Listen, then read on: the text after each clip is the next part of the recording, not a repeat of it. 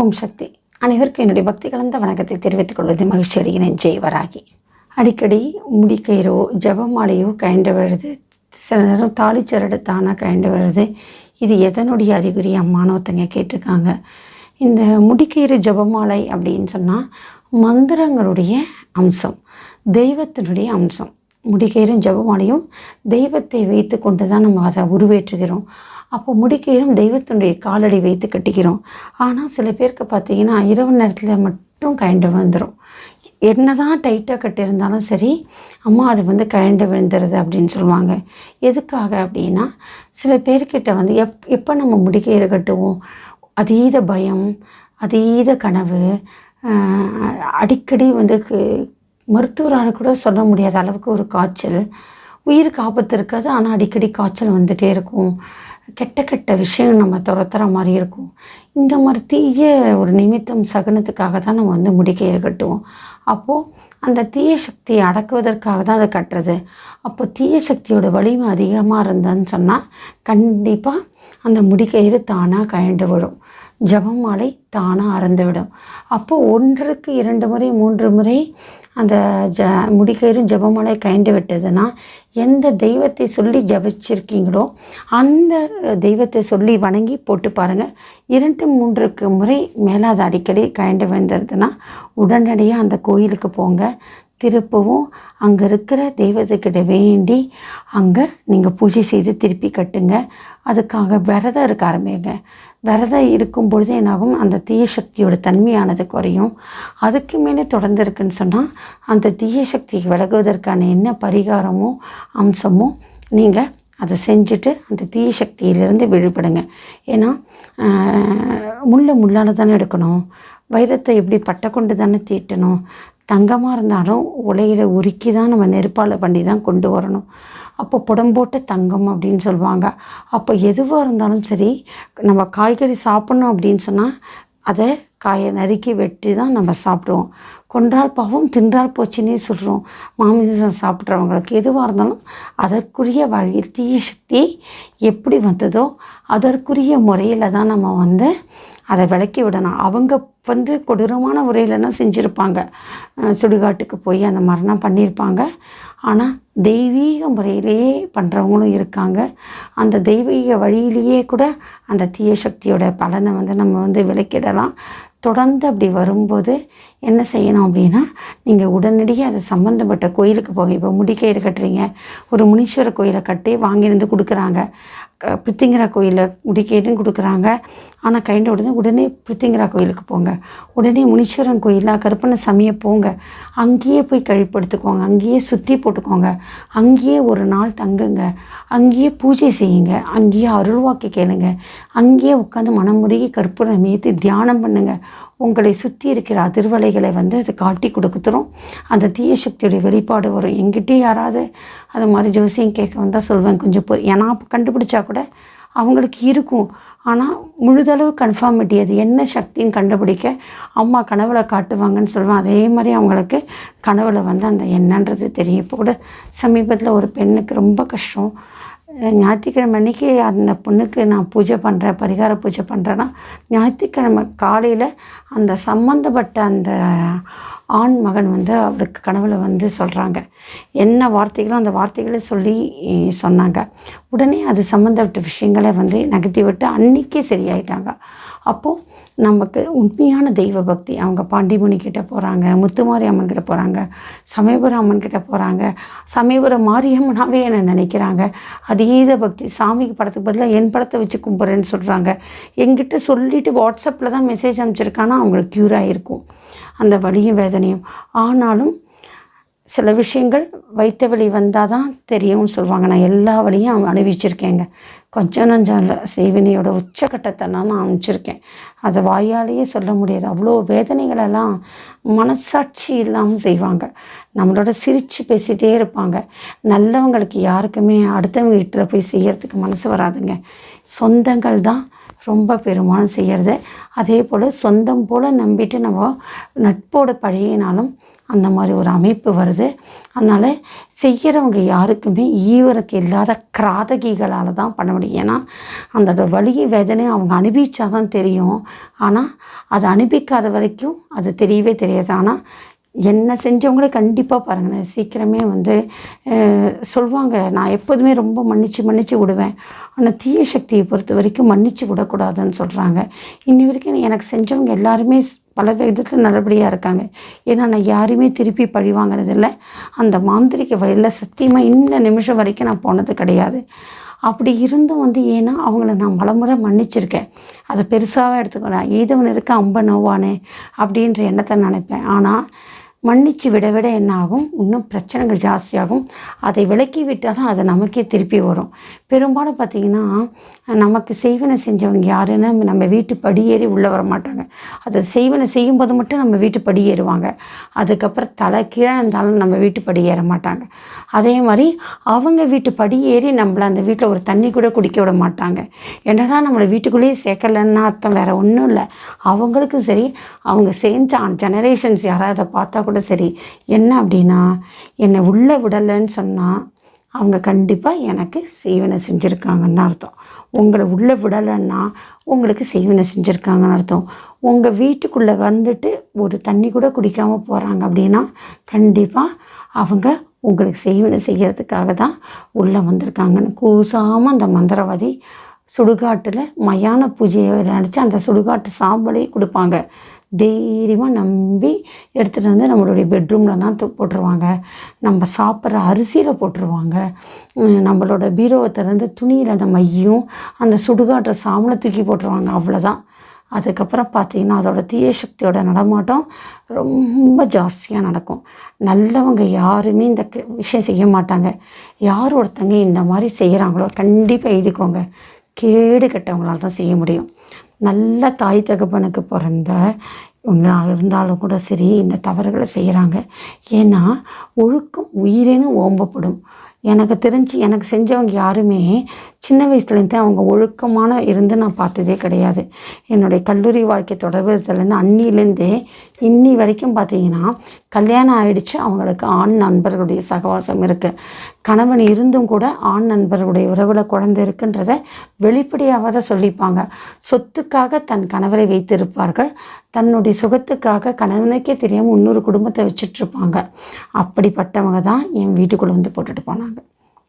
நான் இத்தனை வருஷமாக நான் சொல்லலை, இன்றைக்கி நான் வெளிப்படையாக வரேன். ஏன்னா எனக்கு ஒரு பிரின்சிபால் சொல்லுவாங்க, இன்னார் செய்தாலை ஒருத்தர் அவர்னால நன்மையும் செய்து விடல். நான் அப்படி தான் இருப்பேன். ஆனால் எனக்கு 2000 அந்த அம்மா சொன்னாங்க, இன்னார் செய்தாலை ஒருத்தர் அவர்னான நைய புடைத்து விடல்னு சொல்லுவாங்க. நான் சொன்னேன், நான் என்னோடய கர்மா தானே நான் அனுபவிக்கிறேன் அப்படின்னு சொல்வேன்.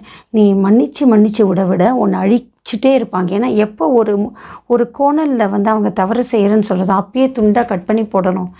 உடனே கேட்டுட்டு அவங்கள வளர விடக்கூடாது. நீ விட்ட உன்னை அழிச்சிருவாங்க. நிஜமாக தாங்க. இன்றைக்கி அவங்கள விட்ட மன்னித்து இனி யூடியூப்லேயே நான் ஒரு பதிவு கொடுத்துருந்தேன் பாருங்களேன். அதில் வெளிப்படையாகவே தகாத வார்த்தைகளாலேயே கமெண்ட் அடிச்சிருக்காங்க. நாகரீகமான வாழ்க்கையில் ஒழுக்கமாக வாழறவங்க யாருமே இந்த வார்த்தைகள் பேச மாட்டாங்க. அவங்களாம் தான் என் வீட்டில் கொண்டு போட்டது அவங்களால். ஆனால் இன்றைக்கும் அவங்க நல்லா இருக்கணும், அவங்க மாங்கல்யத்தோடு இருக்கணும், அவங்களுடைய கணவர்களைனா என் அண்ணனாக நினச்சிட்டு அவங்க தீர்காயுசோடு தான் நினைக்கணும்னு நினைக்கிறேன். ஆனால் யாருக்காகவோ இவங்க செய்கிறாங்க, யாருக்காகவோ இவங்க செய்கிறாங்க, தன்னுடைய சுயநலத்துக்காகவோ தற்சார்பற்றன்னு என்ன ஒரு நிலைமை. ஆனால் இது அவங்க இன்னி வரைக்கும் அவங்க திருப்பி அடிக்கலைன்னு நினைக்கிறாங்க. எனக்கு தெரியும், ஒவ்வொருத்தர் வீட்டிலையும் ஒவ்வொருத்தர் தெய்வம் இருக்குது. இப்போ நான் பேசினவங்களோட வீட்டில் இறந்து போன தெய்வம் பெண் தெய்வமாக காட்சி அளிக்கிறது, கெட்ட சக்தி எது இருந்தாலும் தடுக்கிறது. என்றைக்கா ஒரு நாள் அந்த இறந்து போன தெய்வம் எல்லையை விட்டு எல்லை தாண்டாது. என்றைக்கா ஒரு நாள் அந்த தெய்வத்துக்கே அந்த விஷயம் தெரிஞ்சால் கண்டிப்பாக வழிவிட்டுரும். அப்போது தான் செய்த வினையிலேருந்து தம்புவாகாதை கெடுவான் கேடு நினைப்பான். நான் மந்திரமும் மாந்திரமும் செய்யவே வேண்டாம். அவர்களுடைய எண்ணங்கள் இருக்கும். நிறைய பேர் பார்த்திங்களா எல்லோரும் நினச்சிருக்காங்க, இப்போ கேள்வி கூட கேட்டிருக்காங்க, அம்மா பிளாக் மேஜிக்லனா உடம்பெல்லாம் வலிக்கிறதே, பணம் பிரச்சனைனா வருது, நாகதோஷம் இருந்தாலும் இந்த மாதிரி வருமா, இதுக்கு என்ன சம்மந்தமாக இருக்குன்னு கேட்டோம். இன்றைக்கி நான் சொல்கிறேன், இவ்வளோ பெரிய பதவியில் இருந்தாலும் எப்போ பாரு பணம் பிரச்சனைன்னு சொல்லிகிட்டே தான் இருப்பாங்க.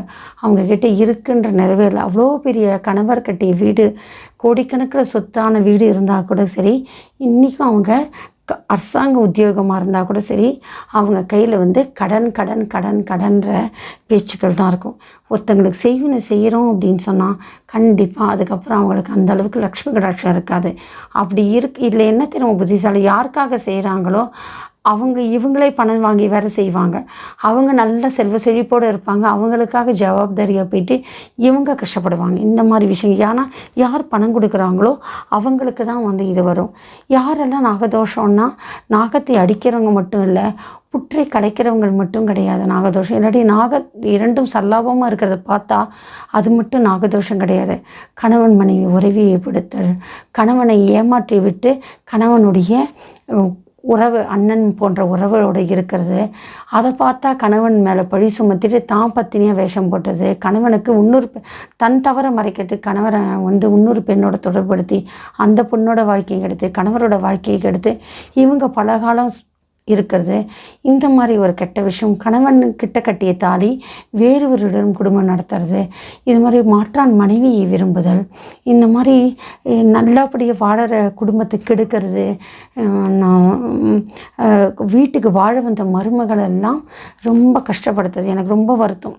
எனக்கு அந்த அம்மா வந்து கணவன் இறந்துருக்காங்க. கணவன் இறந்ததுன்னு சொன்னால் எல்லோரும் புது துணி, கொடி துணி கொடுப்பாங்கள, வேலைக்கு போச்சு அந்த துணியை எடுத்து போட்டுட்டு போகிறாங்க. பார்க்கறதுக்கு ரொம்ப கலையாக இருப்பாங்க, அழகாக, ரொம்ப பேரழகின்னு சொல்ல முடியாது, ஆனால் பார்க்க நல்லா ட்ரெஸ் பண்ணிட்டு லக்ஷ்மி கடாட்சமாக இருப்பாங்க. அவங்க கணவன் இறந்ததுக்கப்புறம் அந்த கோடி துணி புடவையில் தான் போகிறாங்க.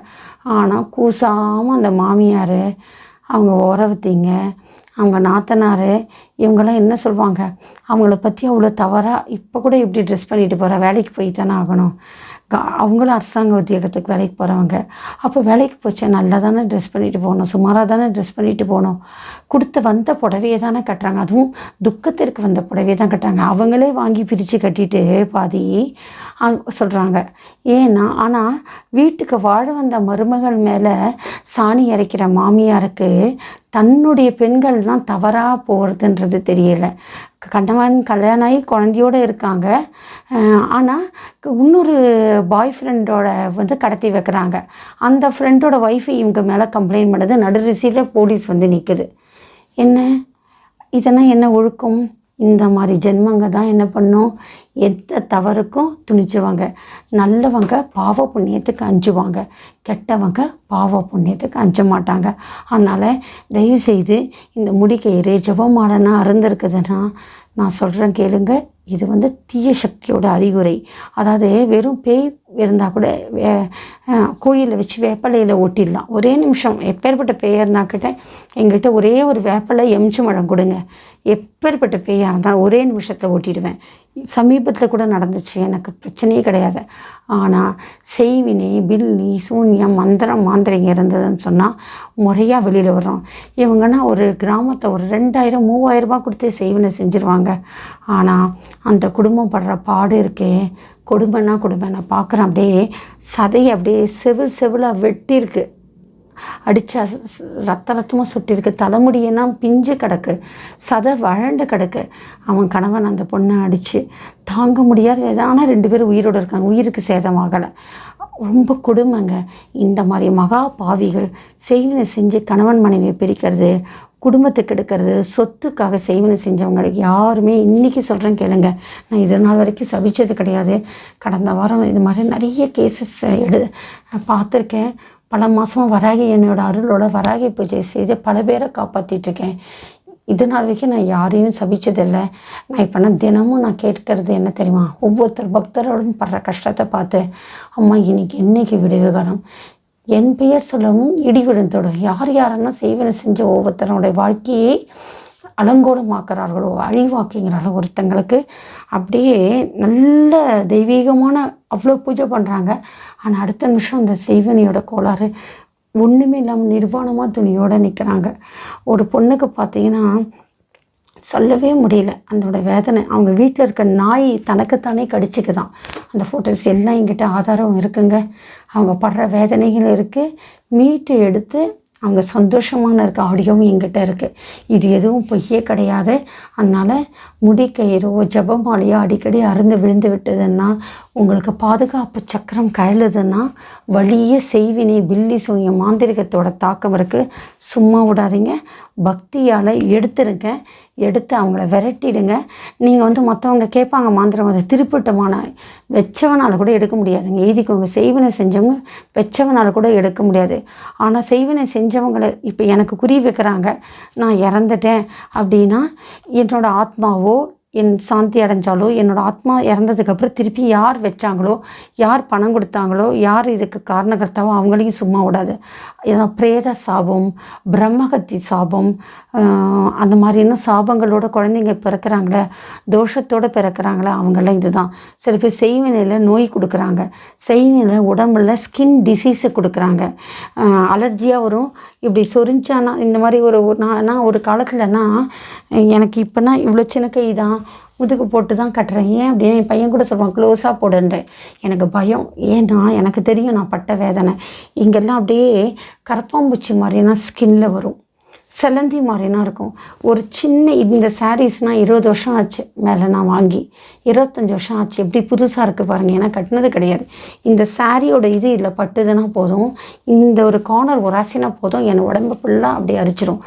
அதே மாதிரி டெத்தில் வைக்கிறாங்கல்ல அந்த பாக்ஸில், அப்போ உதட தான் இப்படி வீங்க போகிறது.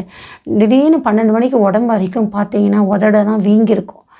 பக்தியால் தான் ஜெயிச்சது, பக்தியால் தான் ஜெயிச்சது. அதனால் பாவிகளுக்கு ராதகி. ஆனால் இவங்களுக்கெல்லாம் இந்த பிறவி இல்லை. நம்மளை மாதிரி நல்லது செய்வதற்கு இற்றைக்கும் 7 பேருக்கும் உற்றாமையாக உனக்கே ஆட்பட்டம் தெய்வம் நமக்கு தொடர்ந்துருக்கும். இந்த மாதிரி இருக்கவங்க இந்த பிரிவில் ஒரு ஜின்னோ குட்டி சாத்தான், கேரளாலனா 1 லட்சம் கொடுத்தா போதும் உங்களுக்கு ஒரு குட்டி சாத்தான் கொடுப்பாங்க. அழகாக உங்களை பாதுகாப்பாக வச்சுருக்காங்க. கேட்டதெல்லாம் செஞ்சு தருமா. கொல்லிமலையில் இதே மாதிரி விற்கிறதுன்னு சொல்கிறாங்க. இதெல்லாம் இருக்க வரைக்கும் அவங்க தப்பிப்பாங்க. ஆனால் ஏதோ ஒரு காலகட்டத்தில் தெய்வ சக்தி ஆற்றால் ஏதோ ஒரு விஷயம் அவங்க பிரச்சனை பண்ணாங்கன்னா, என்றைக்கோ ஒரு நாள் அவங்க பாதுகாப்பு ஆகலும். எப்படி ஜபமாலையும் அந்த முடிக்கயிறு அருகிற மாதிரி அவங்களுடைய பாதுகாப்பு வலைய அரைஞ்சதுன்னா, அப்போது தெய்வங்கள் காளி சும்மா விட மாட்டாங்க. இதே மகாலட்சுமி அவதாரமான வராகியம்மா பார்க்குறேன். ஆனால் எத்தனை பேருக்கு வராகியம்மா மயான காளி வச்சு பூஜை பண்ண பல பேரோட குடும்பத்தில் சூரசம்ஹாரம் பண்ணியிருக்காங்க. காளி பார்வதி தான் நீங்கள் பார்க்கலாம். டிவி சீரியல்ஸ்லாம் தேவியா பராசக்தி காளி சீரியல்ஸ்லாம் நீங்கள் பார்க்கலாம். பார்வதி எப்படி காளியாக மாறுறாங்கன்னு சொல்லிட்டு. அதனால் என்றைக்குமே மனதிடத்தோடு இருங்க. நல்ல சாமி கொடுங்க, தெய்வ அறை கொடுங்க. என்றைக்குமே கெட்ட சக்தி தான் ஜெயிக்கிறது. அந்தந்த பிரபஞ்சமே நிற்காது. நல்ல சக்தி ஜெயிக்கும். அதுக்கு பொறுமை வேணும். முள்ளால் எடுக்கணும். திருப்பியும் அவங்க பண்ணுறாங்கன்ட்டு நீங்களும் மாந்திரிகத்துக்குள்ளே போய் மாட்டிக்காதீங்க. தெய்வ பக்தியோடு இருக்க. அப்போ தான் செஞ்சவங்களுக்கு தெய்வம் கொடுக்கும். நம்ம கொடுத்தா தண்டனை கம்மியாக கொடுப்போம்.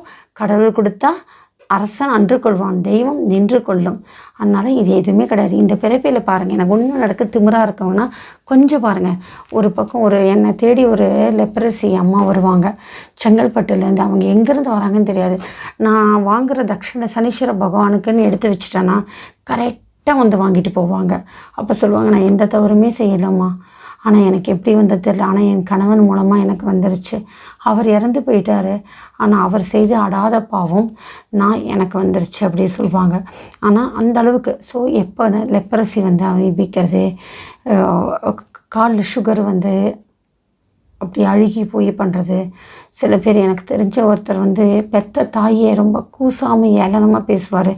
இன்றைக்கி அவருக்கு கண்ணே தெரியல. ரொம்ப உறவுகளைனா பெத்த பிள்ளைகளோட உறவோடனா பேசுவாங்க. இன்றைக்கி கண் பார்வையே கம்மியாயிட்டே வருது. அந்த மாதிரி என்றைக்குமே சொல்கிறேனே, நம்ம கர்மா, போன ஜென்மத்துடைய கர்மா தான் இங்கே அனுபவிக்கிறோம்.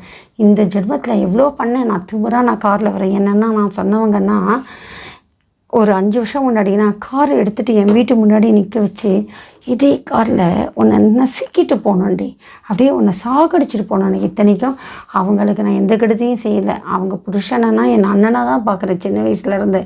என்னை பற்றி ஒரு ஒரு ஒரு சிந்திக்க கூட என்னை தவிர அவங்க யாராலுமே அவங்க சொல்ல முடியாது. ஆனால் அவங்க போகிற பாதையும் அவங்க வாழ்க்கையும் தவறானது. அப்போ நம்மளை கண்டா போகிறாங்க, அப்போ கூட நான் அவங்கள மன்னிச்சு தான் விட்ருக்கேன்.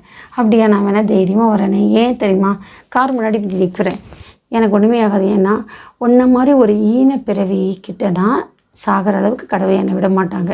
ஏன்னா நான் பிறந்ததுலேருந்து நான் நல்லது நிறைய பண்ணியிருக்கேன். நீ வருத்தி நான் ஒரு தவறும் பண்ணதில்லைன்னு இருந்திருக்கேன். ஏன்னா எனக்கு என்னுடைய கர்மா மேலே அதீத நம்பிக்கை. இவ்வளோ கேவலமானவங்க காலெல்லாம் மிதிப்பட்டு சாக மாட்டோம். என்றைக்கா ஒரு நாள் இந்த திமிரெடுத்தவங்களெல்லாம் கடவுள், நீங்கள் தெய்வத்தை மட்டும் நம்புங்க, கண்டிப்பாக கடவுள் தண்டிப்பாங்க. அதுக்காக தெய்வத்தை நம்பிட்டேன்னு வீட்டுக்குள்ளேயே இருக்காதீங்க. நல்ல விரதம் இருங்க, நல்ல கோயில் சுற்றுங்க. முடிஞ்சால் கோயில் எல்லையிலே இப்போ குவாரண்டைன் டைமு எத்தனையோ கோயில் வந்து சின்ன சின்ன சிறு கோயில்கள் திறந்துருக்கும். 2 பேர் வீட்டுக்குள்ளேயே பார்த்திங்கன்னா இங்கே நிறைய கோயில் இருக்குது. அங்கேனா வந்து வீடும் கோயிலும் ஒன்றாவே இருக்கும். அங்கே கூட நீங்கள் போய் தங்கிக்கலாம். ஒரு 2 நாள் 1 வாரம் அவங்கக்கிட்ட பர்மிஷன் கேட்டேன்னா அந்த பூசாரி குடும்பத்தோடையே அந்த கோயிலுக்குள்ளே இருப்பாங்க. அந்த மாதிரி கோயில் எல்லையில் போய் தங்குங்க. தங்க என்னாகும், அம்மா உலா வரும்போது அந்த கட்டு எடுத்துருவாங்க. தெய்வத்துக்கிட்ட பொறுப்பு ஒப்படைங்க. திருப்பி மாந்திரிகத்துக்கு விடுங்க. தெய்வம் கொடுத்தா அவங்களுக்கு பதிலடி ரொம்ப கேவலமாக இருக்கும்.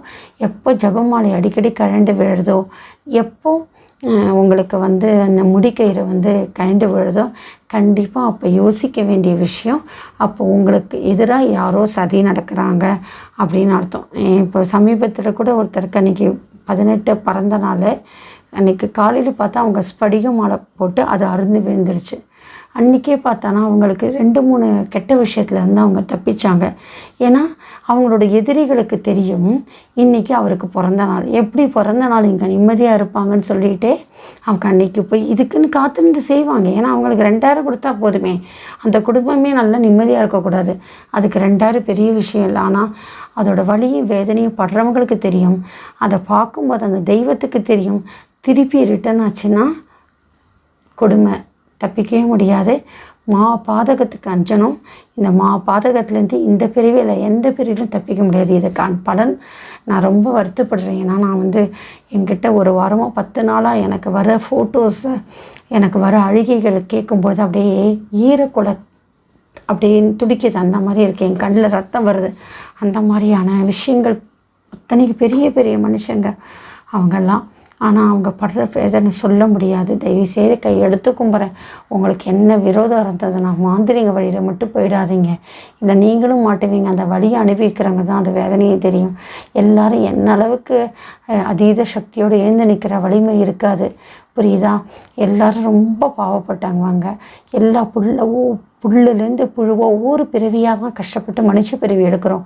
அரிதறிது மானிடராய் பிறத்தல் அரிது. ஆனால் மானிடராக பிறந்த கூட உங்களுடைய சுய ஆசைகளுக்காக, சொத்துக்காக அந்த குடும்பத்தில் உங்கள் பிள்ளையை கட்டி கொடுக்கணும், அந்த வீட்டு பெண்ணை நீங்கள் கல்யாணம் பண்ணிக்கணும், ஓடி போனவளை திருப்பி கொண்டு வந்து வாழ வைக்கணும்.